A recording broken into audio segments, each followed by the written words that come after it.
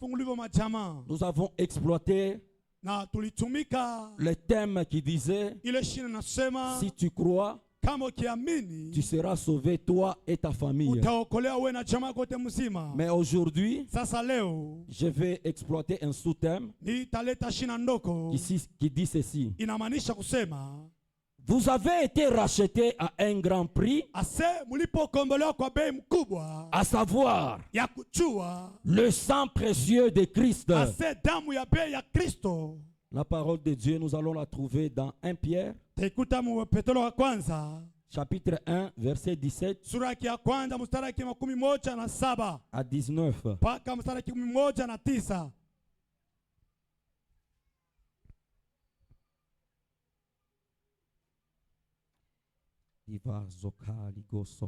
Saint-Esprit de Dieu. Alléluia. Jésus. 1 Pierre chapitre 1, le verset.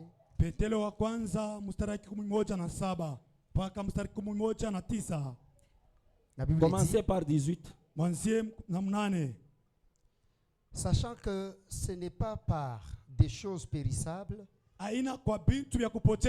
par de l'argent ou de l'or, que vous avez été rachetés de la vaine manière de vivre que vous avez hérité de vos pères.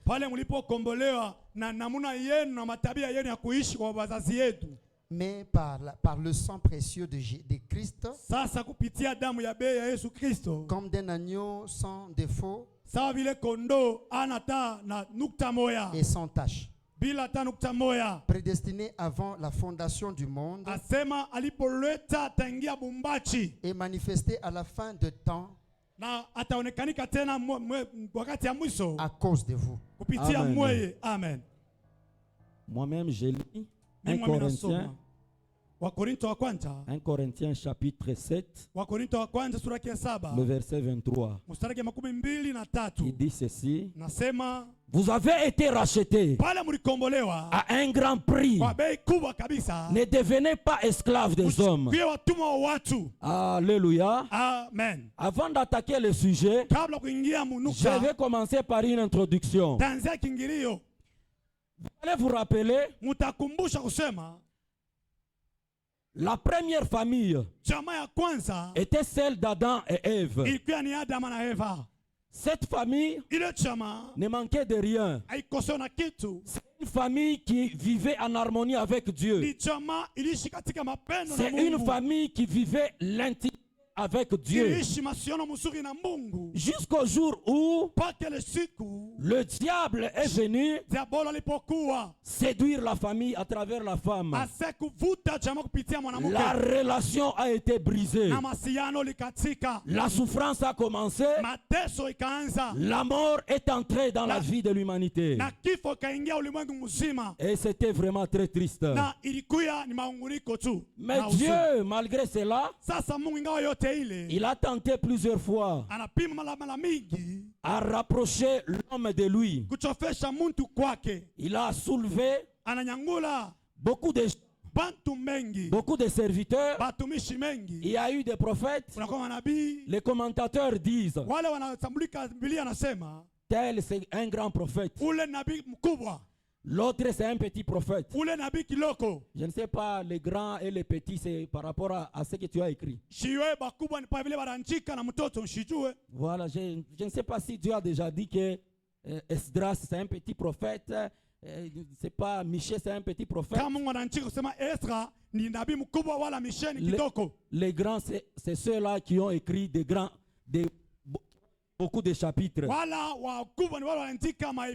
Je n'ai jamais remarqué cela. Mais Dieu, quand il a besoin de quelqu'un, il l'utilise selon la grâce qu'il lui accorde.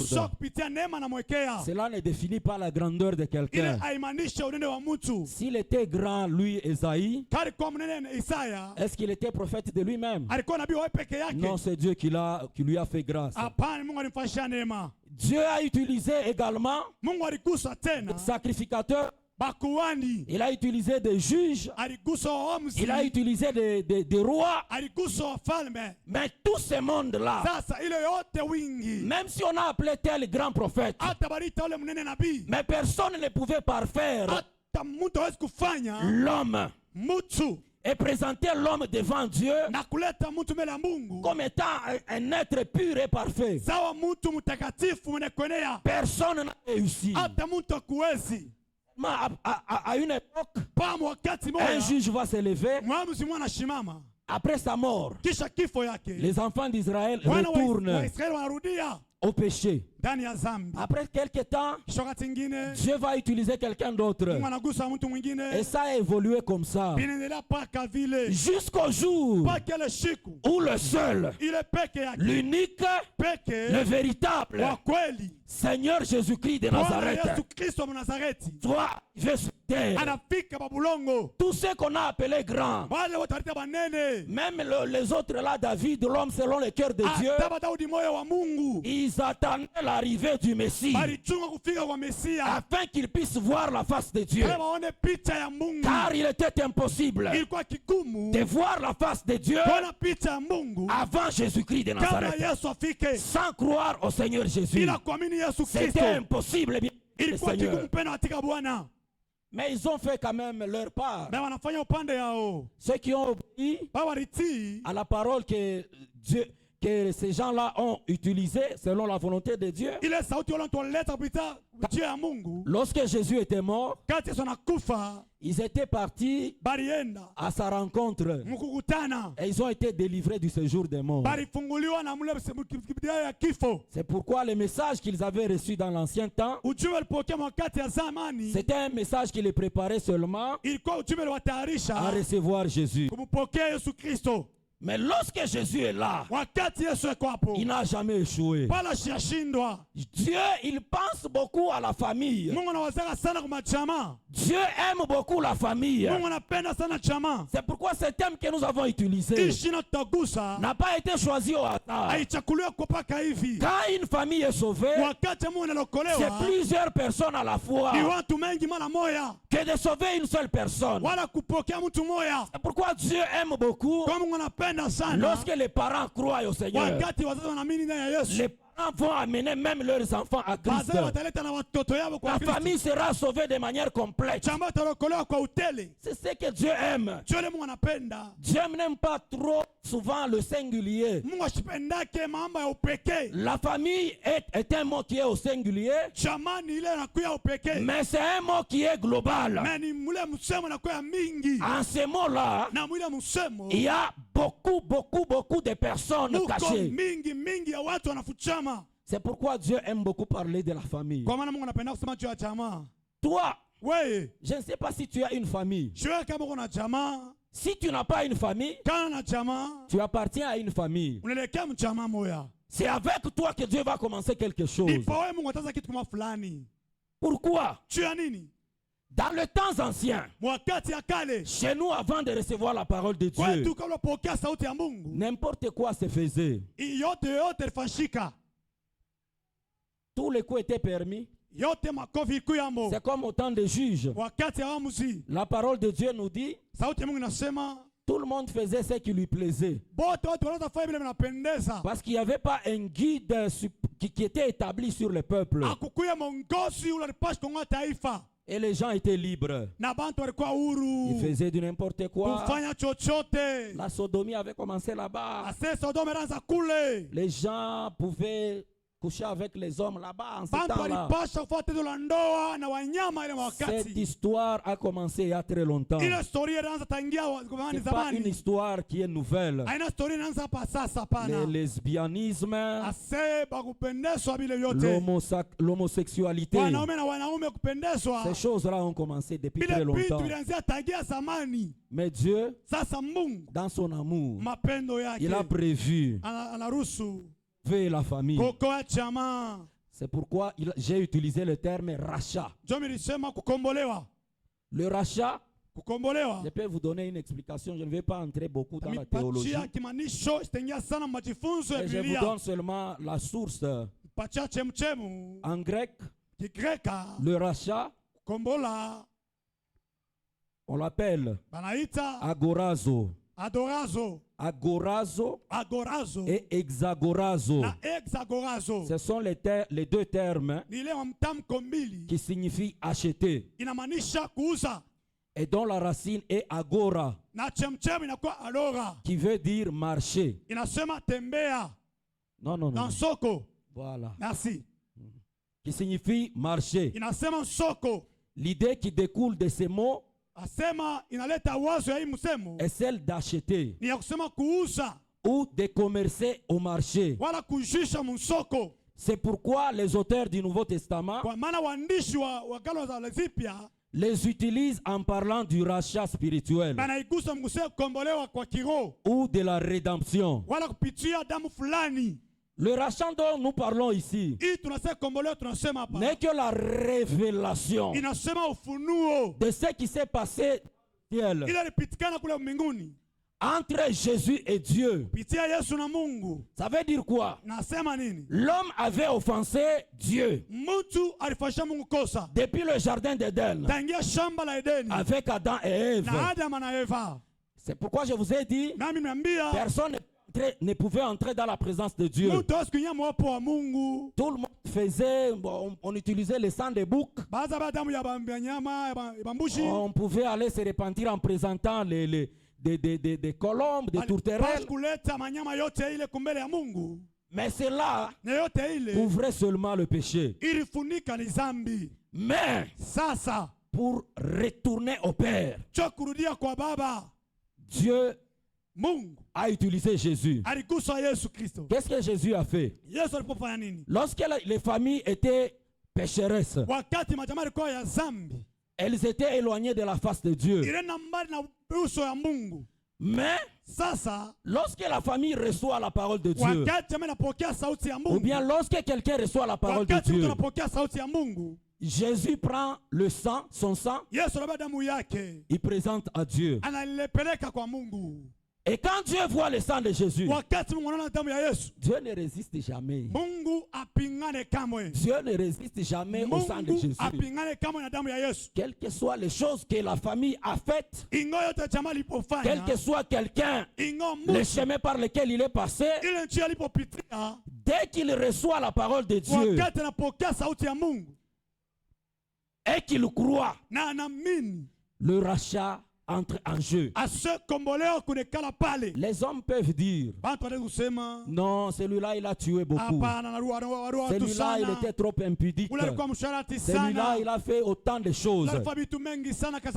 Mais dès que cette personne entend la parole de Dieu et elle croit, directement Jésus prend son sang, il va présenter à Dieu pour cette personne-là. Et Dieu, quand il va regarder, la colère diminue et il pardonne l'homme, il reçoit la personne comme étant son enfant.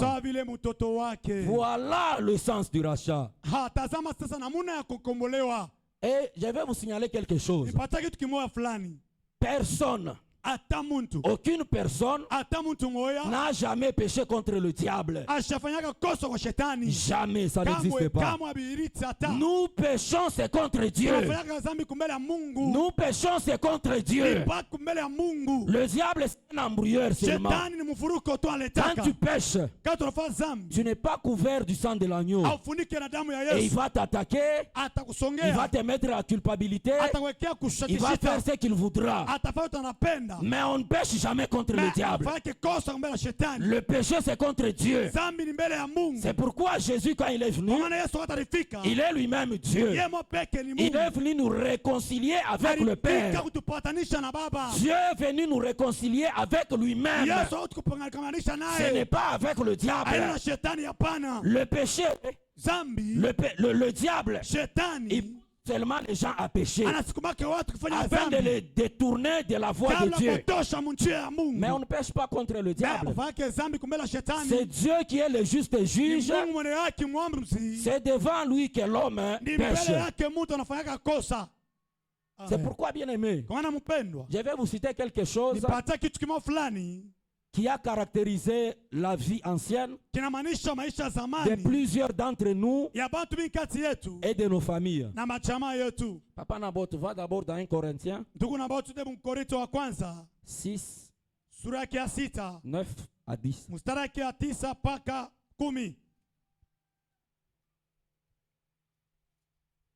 Araka, papa. 1 Corinthiens chapitre 6, le verset 9 à 10. 9 à 10 dit ceci. Nasema, ne savez-vous pas que les injustes n'hériteront point le royaume de Dieu? Ne vous y trompez pas. Ni les impudiques, ni les idolâtres, ni les impudiques, ni les impudiques, ni les idolâtres, ni les adultères, ni les efféminés, ni les infâmes, infâmes, ce sont des gens qui ont été désapprouvés publiquement. Non. Donc les gens que tout le monde connaît, que ce sont des gens qui n'ont pas des valeurs, ce sont des gens qui ont une très mauvaise morale. Ni les voleurs, ni les quipudes, ni les ivrognes, ni les outrageux, ni les ravisseurs n'hériteront le royaume de Dieu. Et c'est ok. Bien aimé, à cette liste-là, nous pouvons ajouter la spécialité de l'Afrique, la sorcellerie, l'occultisme, la magie. Nous ajoutons à cette liste. Ce sont la plupart la vie qui a caractérisé nos familles. Et vous et moi, avant de croire au Seigneur, c'est ces choses-là qui nous ont rendus insupportables devant Dieu. C'est pourquoi Dieu, dans son plan merveilleux, voyant que l'homme était mort, il était plongé complètement dans les ténèbres. Il a prévu un plan de délivrance. C'est pourquoi il est écrit, si tu crois, tu seras sauvé, toi et ta famille. Jésus est là pour toi et pour ta famille. Ce n'est pas toi seul. Quand tu reçois la parole de Dieu, quand tu reçois la révélation de Dieu, tu dois apprendre aux membres de ta famille afin que chacun d'eux puisse croire. Je vous ai dit ceci. La famille, il y a parmi nous les gens qui sont sous la direction parentale. Non, ce sont les parents qui les gèrent. D'autres sont chez leurs beaux-frères, chez leurs grands-frères, chez leurs oncles. Si votre oncle, si votre beau-frère, si votre parent croyez au Seigneur Jésus, il ouvre la porte même pour toi qui es dans cette maison. Il y aura un impact terrible lorsque les dirigeants de la maison, de la famille croient. Mais que faire si le dirigeant de la famille n'a pas cru? Toi qui es sous la direction de ton père, de ta mère, de ton grand frère, de ton oncle, toi, tu dois croire au Seigneur Jésus. Et le vendredi, quand nous avons prié, nous avons dit ceci: il est temps qu'on sache que tu as un Dieu vivant et ta famille doit se prosterner devant ton Dieu. Quand tu marches correctement devant Jésus, il va se manifester puissamment dans ta vie. Même ton oncle qui n'a pas encore cru, il sera attiré par ton Dieu. C'est pourquoi chacun de nous a tout intérêt à être le germe, à être le rejeton. C'est par toi que la famille va commencer. Ne te sous-estime pas. Ceux qui sont dans ta maison, ils sont en train de ils sont en train de te déranger. Tu es en train de mener une vie qui est dure, compliquée. Ils n'acceptent même pas que tu viennes à l'église. Ils sont en train de te compliquer. Mais toi, sois prudent. Crois au Seigneur Jésus. Lorsque tu vas marcher avec Jésus, et il va se révéler dans ta vie. Lorsqu'il va se révéler dans ta vie, tous ceux qui n'ont pas Dieu, tous ceux qui se prosternent devant la sorcellerie, la magie, l'occultisme, l'adultère, l'impudicité, la polygamie et autres, un jour, ton Dieu va te faire briller dans une grande dimension et tu vas attirer toute ta famille vers toi. C'est pourquoi sois prudent, mon frère, ma soeur. Ils sont là. Peut-être qu'ils sont dans la sorcellerie.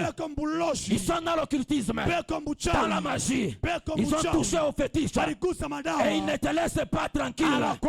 Mais toi, reste à genoux au pied de Jésus. Avec toi, Jésus va fonder une famille. Et cette famille va dépendre de Dieu. Et cette famille va briller. Va briller dans l'éclat du soleil. Et tout le monde va se poser la question. Qu'est-ce qui brille là-bas? Lorsqu'ils vont s'approcher, toi, tu vas leur dire, Jésus-Christ est Seigneur. Donne-lui ta vie. Il va te sauver, toi et ta famille. Tu es célibataire.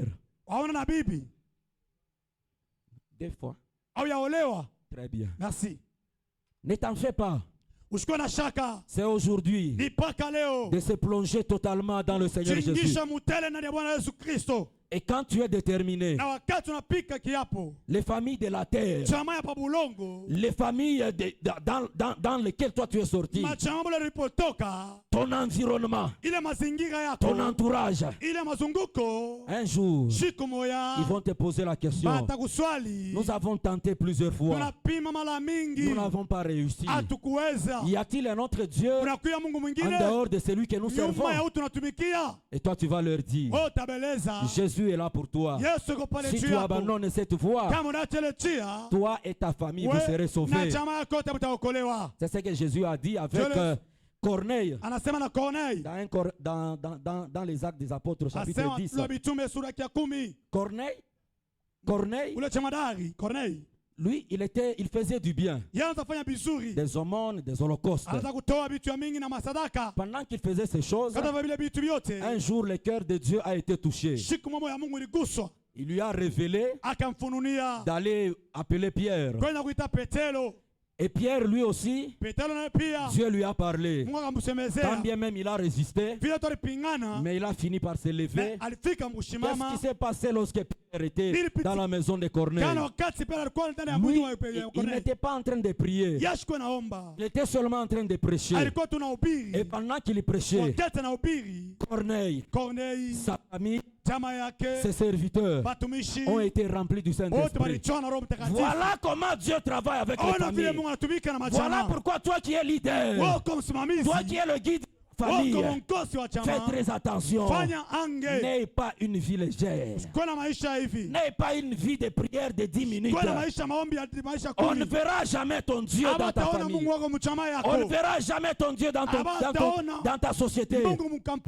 Mais lorsque tu es au pied de Jésus, lorsque tu te distingues par l'amour pour Dieu, par la soif pour Dieu, par l'appétit débordant pour Dieu, Jésus va s'approcher de toi. quand il te sauve, tout le monde va se poser la question. Nous l'avions enterré. Mais qu'est-ce qui s'est passé? Il est ressuscité ou comment? Toi, tu vas leur dire seulement. Pendant que vous m'aviez enterré, vous m'aviez transformé en une semence. Jésus est venu. Il a arrosé sa parole dans ma vie. Et j'ai germé. Lorsqu'une semence est enterrée, elle finit par germer et quitter le sol, quitter le sous-sol et paraître dans la surface. Et pendant que la semence va grandir, les fruits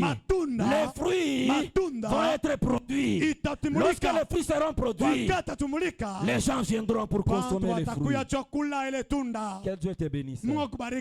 Attention, bien-aimé dans le Seigneur.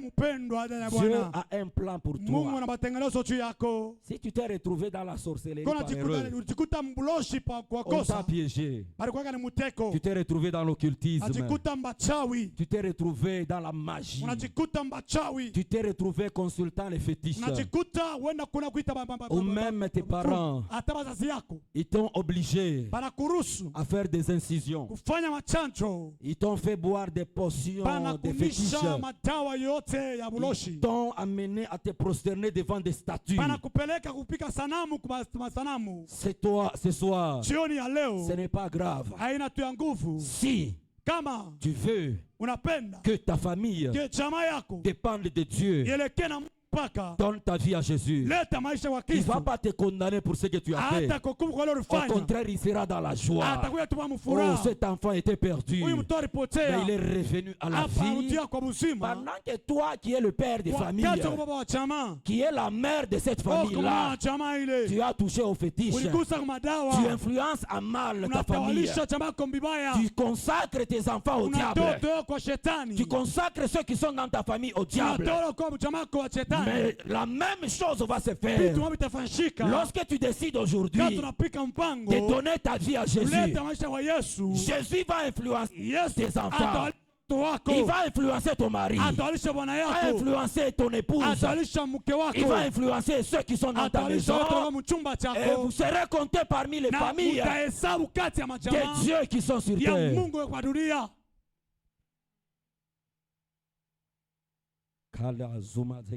Jésus de Nazareth.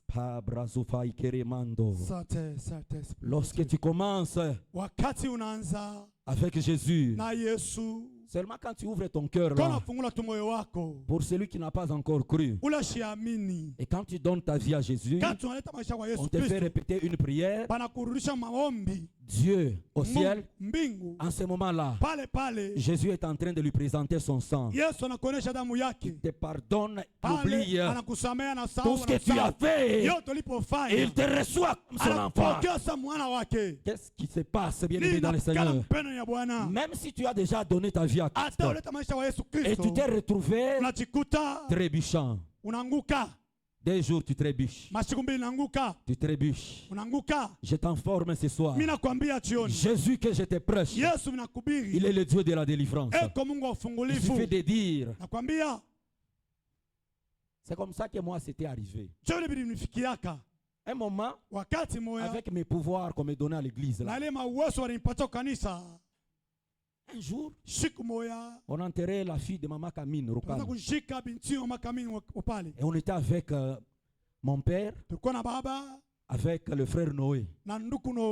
On a fait les pieds, on allait au sapin, et puis on est rentré. Je lui ai dit, même si j'ai toutes ces fonctions-là, je sens qu'il y a quelque chose qui ne va pas. Est-ce que vous avez quelque chose pour m'aider afin que je sorte de ce système-là?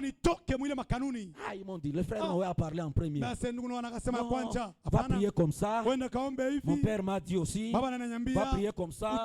Si tu veux, viens à la prière. Et la délivrance avait commencé. Pendant ce temps-là, Jésus présentait déjà son sang devant Dieu afin de me libérer de mon ancienne vie. Et même avec toi, tu sais ce qui se passe. Si la famille est remplie de gens pécheurs, ils sont caractérisés par un quelconque péché.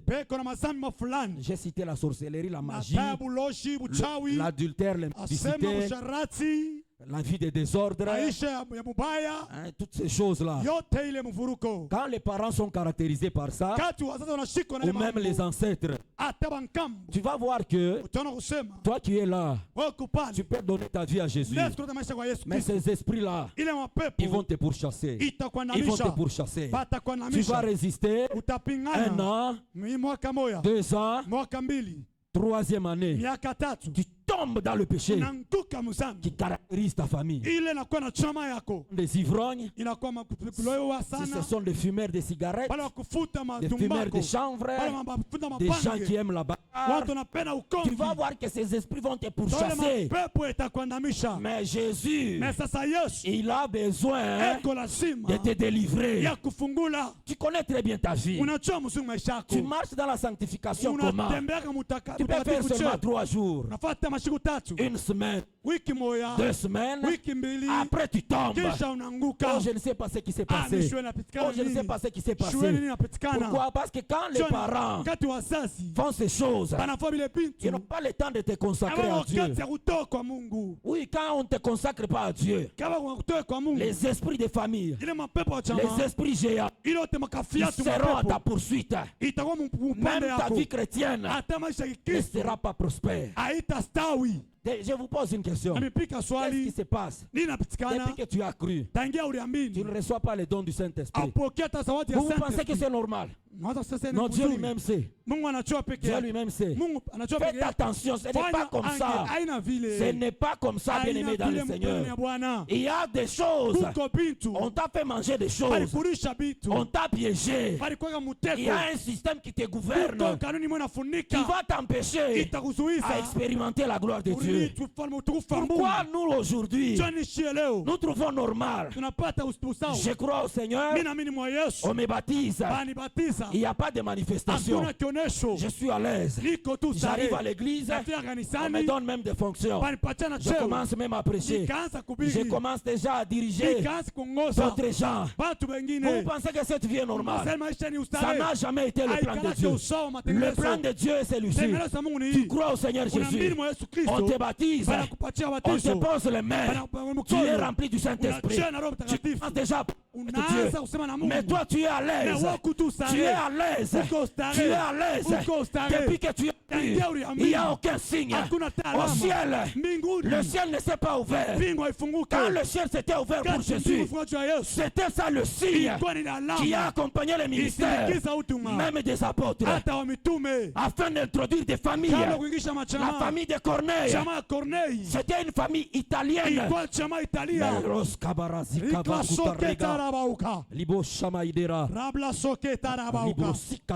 Asante Saint-Esprit de Dieu. Gloire à toi Jésus. Cette famille italienne, lorsque le Père a donné sa vie à Jésus, le ciel doit forcément s'ouvrir.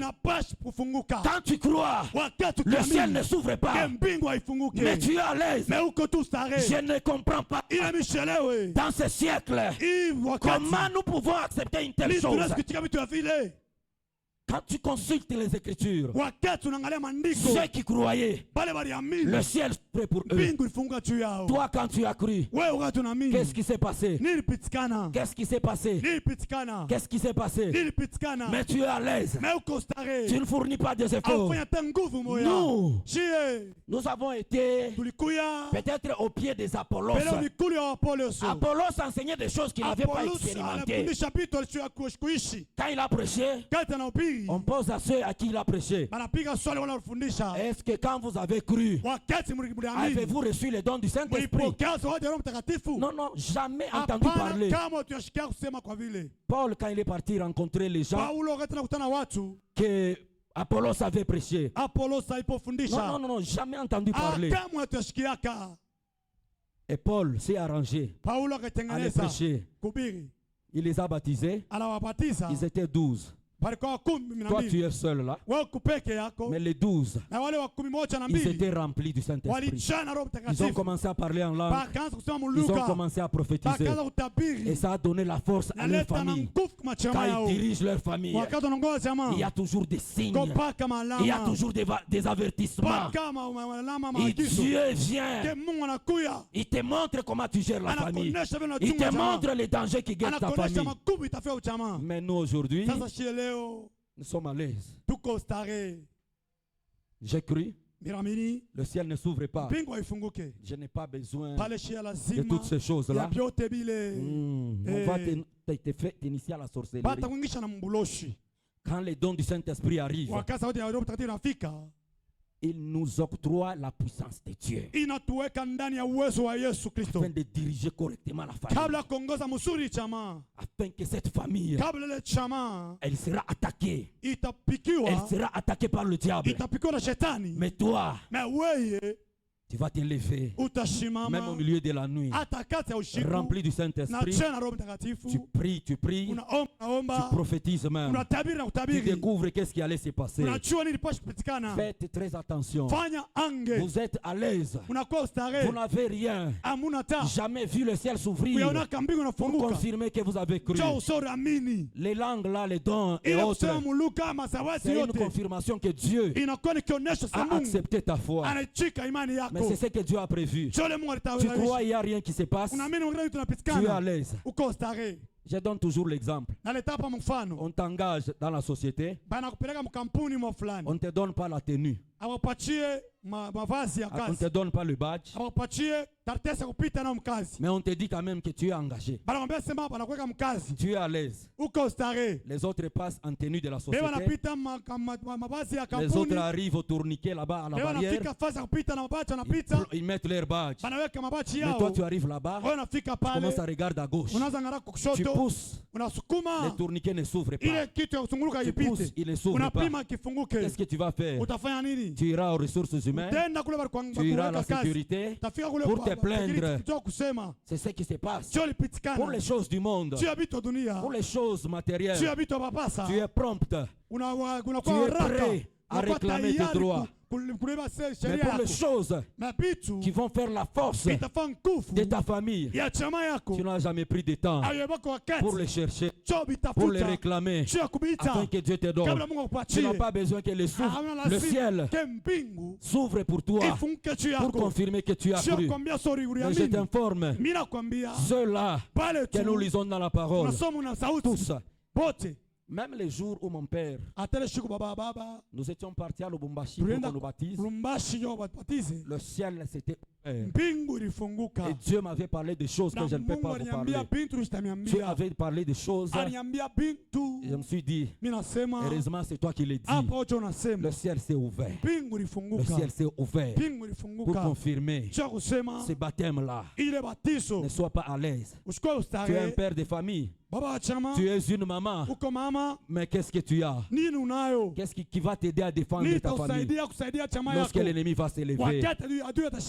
Bien-aimé dans le Seigneur, quand Jésus il a exécuté le programme de la rédemption, du rachat, il a prévu un lot de biens spirituels qui vont entrer dans ta vie si tu crois, qui vont être visibles, qui vont se manifester, bien-aimé dans le Seigneur. Ne sois pas tranquille alors qu'il n'y a rien dans ta vie. Moi je vous avais dit, avant de recevoir, quand j'ai lu la parole de Dieu, j'ai dit mais ça c'est quoi ça? Donc je me plaisais là avec autant de fonctions. Quand Dieu m'avait sorti dans l'église, j'avais ici ces 6 fonctions comme ça. Mais par-dessus toutes ces fonctions, je n'avais rien. J'ai parti à la montagne. Même je monte dans un arbre. Une pluie torrentielle tombe sur moi. Je me suis dit, je ne vais pas fuir. Je dois recevoir les dons du Saint-Esprit.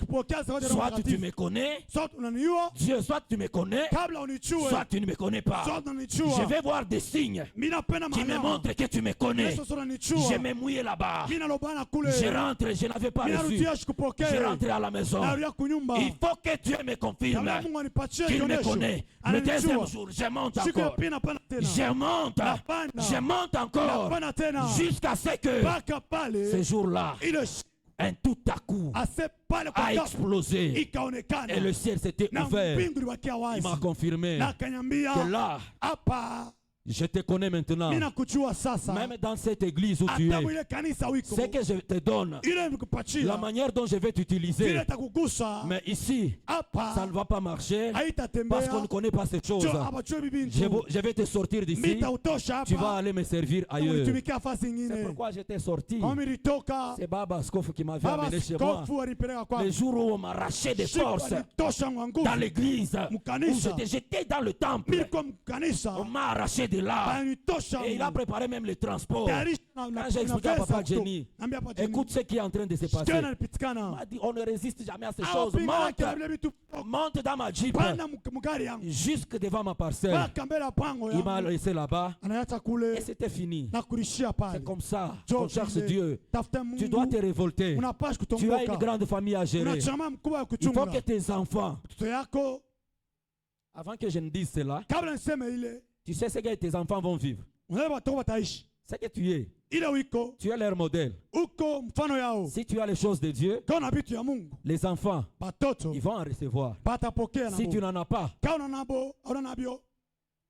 ils ne vont pas expérimenter cela. Parce qu'ils ont tiré ça d'où? C'est pourquoi tu dois t'élever. Tu dois être un modèle pour les enfants. C'est bien, nous pouvons abandonner les péchés. Mais il faut que le ciel s'ouvre pour moi. Il faut que le ciel s'ouvre pour toi. Quand tes enfants diront, où est le Dieu de mon père? Il faut que le Dieu que tu sers, la manière dont il s'est manifesté à toi, c'est de la même manière qu'il va se manifester à tes enfants.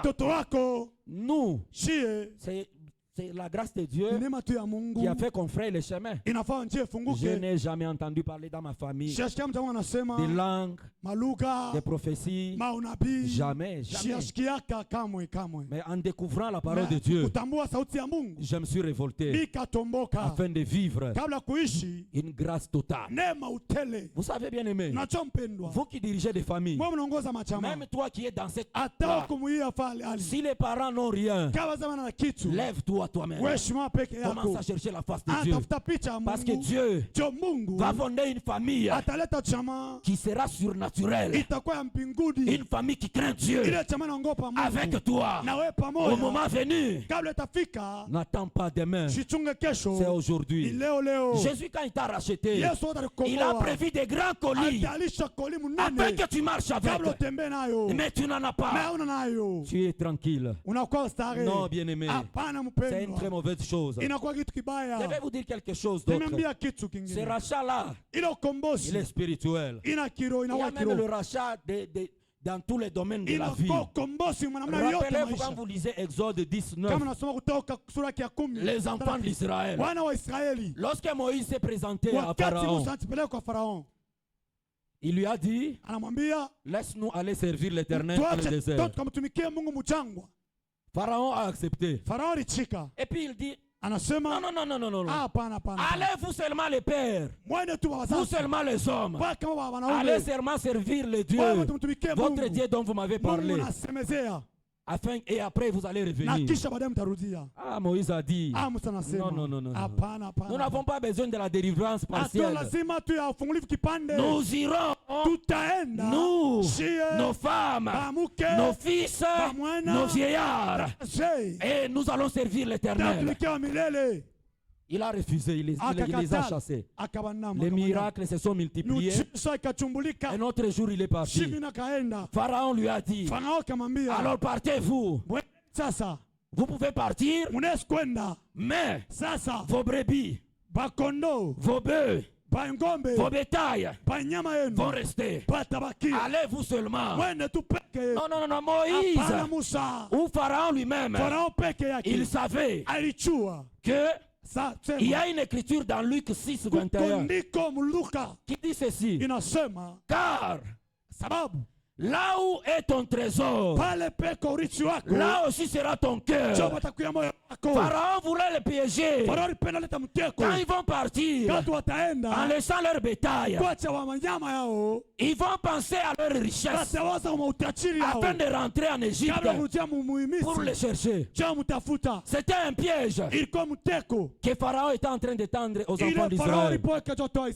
Mais Moïse, il était averti. Pendant qu'il était averti, il disait, nous irons avec nos brebis, nos bétails, avec tout ce qui nous appartient. Lorsque Pharaon a beaucoup résisté, c'est là que la main puissante de Dieu s'est étendue sur l'Égypte. Tous les premiers-nés étaient morts. Et lorsque Moïse sortait de l'Égypte, il n'a pas laissé un vêtement, il n'a pas laissé un vieillard là-bas parce qu'il va déranger la marche. Il n'a pas laissé de petits enfants parce qu'ils vont pêcher la marche rapide. Il a pris tout le monde, leur bétail, toutes choses, même les vases d'or que les Égyptiens avaient donnés aux enfants d'Israël. Ils prirent tout et ils se sont jetés vers la mer Rouge. Ils étaient délivrés dans tous les domaines. C'est pourquoi aujourd'hui, je ne sais pas, ta famille est caractérisée par quoi? Maladie. Quand les parents ont l'hypertension, ils ont le diabète, ils ont des maladies bizarres. Ça va se reproduire sur les enfants. Fais attention. Aujourd'hui tu es jeune. Tu penses que tu as échappé. J'ai vu mes parents. Quand ils avaient l'heure avancée, c'est là que d'autres ont découvert qu'ils avaient le diabète. Et c'était très accéléré. Pendant que tu es jeune, tu dois refuser ces choses. Quand tu vas quitter l'Égypte, tu quittes avec ta santé. Si ta famille elle est pauvre, cette pauvreté risque de te rattraper. Regarde aujourd'hui comment nous travaillons. Tu vas au travail, on te paye $1000, $500, 300, $2000. $2000. Chaque jour tu vas, qu'est-ce que tu sens dans ton corps? Plus tu pars, tu es en train de vieillir. Tes parents ont travaillé dans des sociétés. Qu'est-ce qu'ils ont laissé? Qu'est-ce qu'ils ont laissé? Si tu ne fais pas attention, toi aussi, tu vas vieillir, tu vas être retraité et tu vas rentrer à la base. Tu commences à déranger les fils, les enfants. Oh, ça fait longtemps que vous ne me visitez pas parce que tu vas te retrouver pauvre. Tu as dépendu de la société. Tu as dépendu de la société pendant longtemps. C'est le temps de se révolter et de chercher une grâce particulière. Chercher des richesses solides dans le Seigneur Jésus-Christ de Nazareth. La société là qui nous utilise, elle nous prend notre énergie. Elle prend notre temps. Un jour, elle va nous dire, tu as vieilli, tu as droit à la retraite. Tu vas jouir de tes $10,000, $50,000 pendant quelques mois. Et après, tu tombes par terre. C'est le moment de tirer des bonnes leçons. Ne sois pas comme ceux qui nous ont précédés. C'est le moment de se réveiller. Comment, qu'est-ce qui se passe avec tes parents? Les premiers-nés doivent mourir. Ils meurent toujours. Toi aussi tu vas te marier. Si tu ne fais pas attention, ces choses vont te rattraper. Ton père, il a divorcé combien de fois? Si tu ne fais pas attention, ces esprits vont venir sur toi. Fais très attention, bien-aimé dans le Seigneur. Les mauvaises choses qui ont caractérisé tes parents, qui ont caractérisé les oncles, qui ont caractérisé les grands-parents, risquent de se reproduire tôt ou tard dans ta vie. Mais Jésus, il est venu te racheter. Il ne veut pas te racheter à moitié, mais il veut te racheter de tous les mauvais systèmes qui ont caractérisé ta famille. Ton père, il est mort à quel âge? Fais très attention. Ça risque de te rattraper. Ça risque de te rattraper. Ta mère est morte à quel âge? Si tu ne fais pas attention, au même âge, tu risques de partir. Mais toi, tu as été racheté. Toi, tu as été racheté. Tu ne peux pas vivre comme ceux qui ont vécu sans avoir Christ dans leur vie. Toi, tu dois vivre une vie excellente selon la volonté de Jésus-Christ de Nazareth. Le rachat total avec tes enfants. Tu ne peux pas enterrer tes enfants. Refuse ces choses. Dans votre famille, vous étiez combien? Vous étiez bien. Aujourd'hui, vous êtes combien? Si tu ne fais pas attention, ça sera peut-être ton tour. Pendant que tu vois ces choses se reproduire dans ta vie, c'est le moment de se révolter. N'est-ce pas, on soupçonne que ceux-là qui t'ont engendré, ils sont dans la sorcellerie. Même si tu fais semblant, avant leur mort, ils risquent de te donner un vêtement, ils risquent de te donner une montre, ils risquent de te donner un bracelet, ils risquent de te donner n'importe quoi. Et pendant que tu vas recevoir cela, tu entres, on t'intronise déjà dans la sorcellerie. Fais très attention. Lorsqu'on parle, on ne voit pas clair. Tes parents, ton oncle là, c'est ta femme, ton mari. Fais attention. Révolte-toi. Commence à bien prier. Au cas contraire, ces choses, elles sont très persévérantes. Elles vont te rattraper tôt ou tard. C'est le moment de se consacrer totalement et de vivre le rachat. La maman a quitté le mariage comme ça. Elle est partie. Ça risque de se reproduire. Papa nous a engendré tel un frère avec sa maman, un autre avec sa maman, moi avec ma maman, l'autre avec maman. Maman t'a mis au monde. Tu dois. Tu as d'autres demi-frères, demi-sœurs. Si tu ne fais pas attention, c'est la même chose. Risque de te rattraper. C'est pourquoi Jésus, quand il a prévu le rachat, c'est pour que écoutes les prédications comme celle-ci, tu te révoltes. Dis que non, trop c'est trop. Tel oncle, il est décédé à tel âge. Telle tante est décédée à tel âge. Ça risque de nous rattraper. Tu commences à prier afin que Dieu te rachète totalement de ce système-là, que tu sois affranchi. C'est le temps de la délivrance. Ne te contente pas. Nous qui travaillons dans des sociétés, nous sommes particuliers. Nous n'aimons pas d'abord beaucoup prier. Nous n'aimons pas beaucoup jeûner. Dieu m'a déjà béni. Je suis bien. Plusieurs n'ont pas le travail. Ta façon de prier, elle est diminuée. Tu n'as pas d'expérience avec les jeunes. Tu n'as pas d'expérience avec la retraite. Tu n'as pas d'expérience avec les veillées. Tu n'as pas d'expérience dans l'intimité. Là-bas, tu n'as que 2 minutes. 10 minutes. Faisez ce qui nous ont pris. Ils sont là, 2 minutes, tu fais quelques prières là. Tu n'as pas besoin de Dieu. Dieu a besoin que tu dépendes de lui totalement. Il a besoin de toi.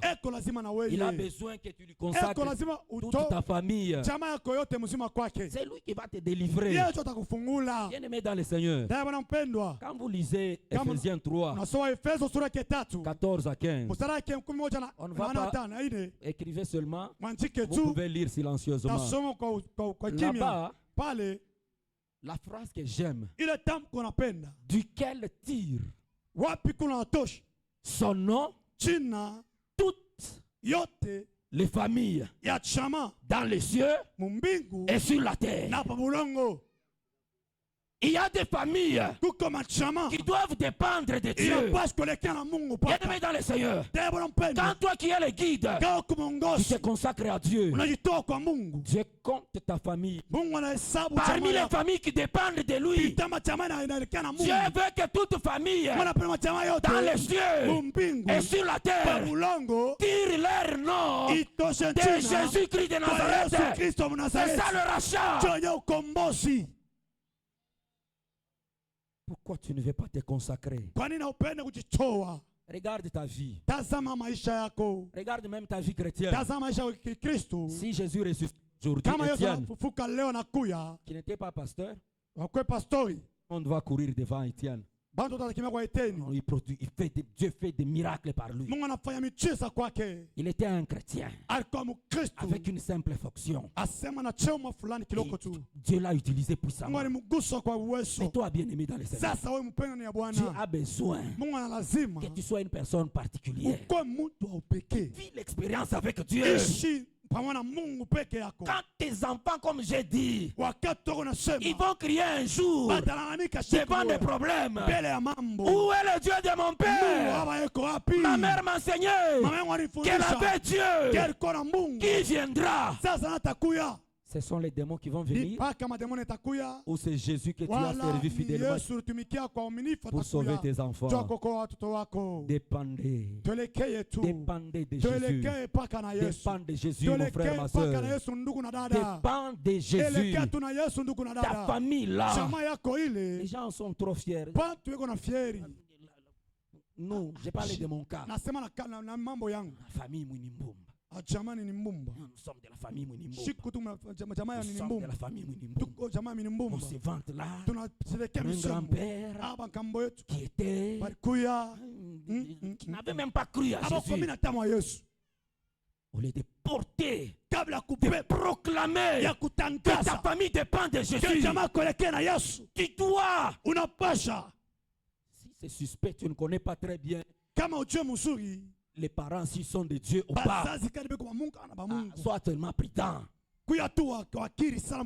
Commence à proclamer que Jésus rachète ta famille. Toi et ta famille, que vous soyez rachetés afin de vivre pleinement la grâce de Dieu.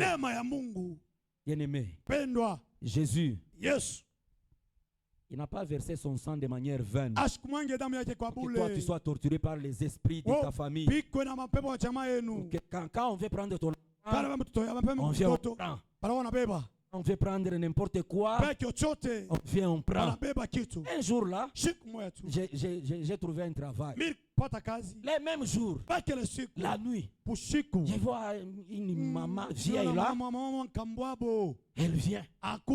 Et là, l'esprit me disait, c'est une tante, mais qui doit être d'une génération très passée. Et qu'est-ce qu'elle disait? Vous utilisez une partie d'argent. Vous utilisez une partie. Et aussi ils vont prendre une partie. Vous jouez vous. Toi tu es mort et puis tu viens réclamer. Tu vas m'aider à travailler. Ces esprits-là, ils sont là. Ils te connaissent très bien. Ils connaissent très bien tes enfants. Si tu ne proclames pas, bien-aimé, quand tu regardes ta famille, tu sens que tu n'es pas totalement délivré. Tu vas réclamer le rachat. Dis à Jésus, non, non. Ma vie, vraiment, ce n'est pas comme ça. Les chrétiens de la première génération. Tu ressembles vraiment aux chrétiens de la première génération. Il y a une grande différence. Quand on prend ces chrétiens-là, on les amène aujourd'hui. Tous seront consacrés pasteurs. Même si le temps de l'appel n'était pas venu. Quand tu vois que ça ne va pas, tu es en retard dans un tel domaine. Réclame ton rachat. Jésus, rachète ma santé. Rachète mes finances. Rachète mes enfants. Rachète ma femme. Rachète-moi. Par ton sang précieux. Rachète-nous. Si mes parents, si mes ancêtres t'ont connu, gloire à Jésus. Mais s'ils ne t'ont pas connu, rachète-moi et ma famille.